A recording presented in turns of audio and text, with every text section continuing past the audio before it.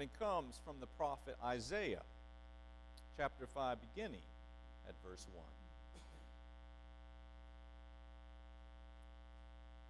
Let me sing for my beloved, my love song concerning his vineyard. My beloved had a vineyard on a very fertile hill. He dug it and cleared it of stones and planted it with choice vines. He built a watchtower in the midst of it and hewed out a wine vat in it. He expected it to yield grapes, but it yielded wild grapes. And now, inhabitants of Jerusalem and people of Judah, judge between me and my vineyard. What more was there to do for my vineyard that I have not done in it? When I expected it to yield grapes, why did it yield wild grapes? And now I will tell you what I will do to my vineyard. I will remove its hedge, and it shall be devoured. I will break down its walls, and it shall be trampled down. I will make it a waste. It shall not be pruned or hoed, and it shall be overgrown with briars and thorns. I will also command the clouds that they rain no rain upon it. For the vineyard of the Lord of hosts is the house of Israel, and the people of Judah are his pleasant planting. He expected justice, but saw bloodshed, righteousness, but heard a cry. The word of the Lord.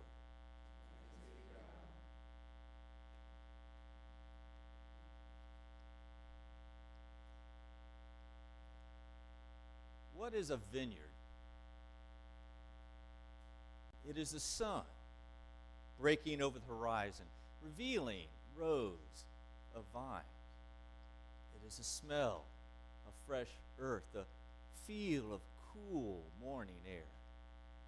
It is labor with the hope of reward. It is seeds, planting and waiting, praying for rain, anticipation of the harvest.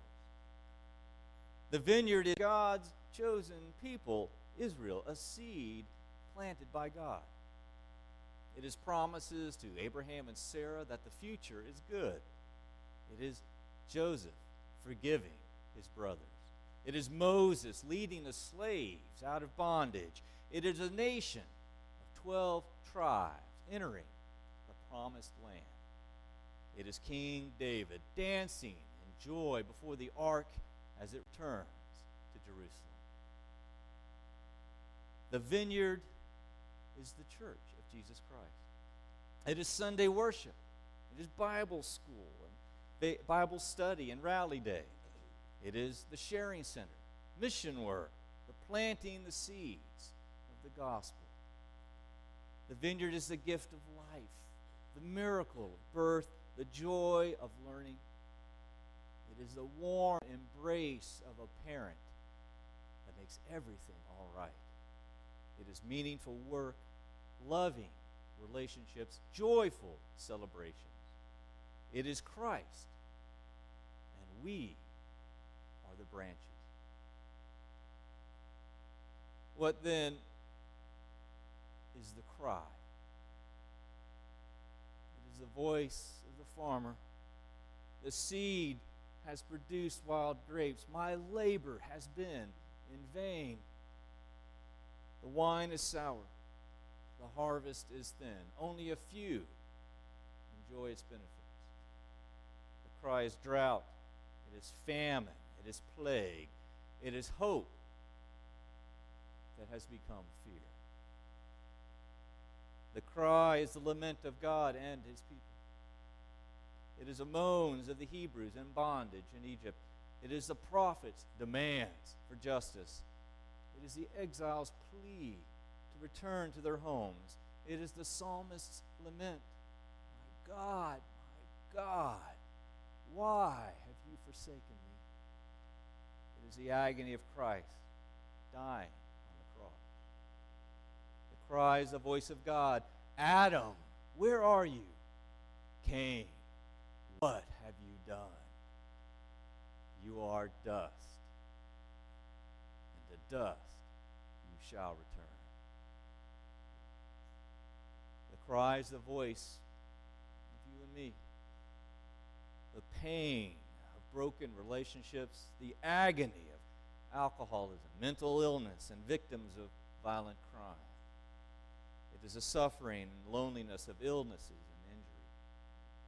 It is the silent tears of an abused child. It is hatred and oppression, war and terror.